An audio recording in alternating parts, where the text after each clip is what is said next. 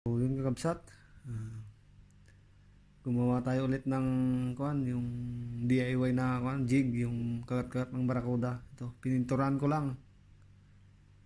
So, ito yung finished product natin. Itim yung pinang-pintor ko.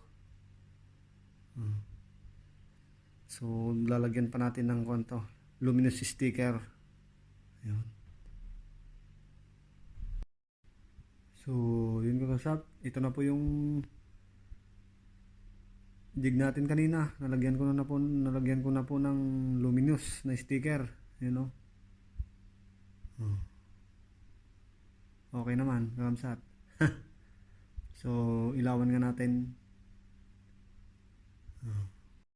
So, yun, kakabsat, ito na po siya, oh. Na perfect natin ngayon. Yung pangalawang ginawa natin. Yung isa practice lang 'yon.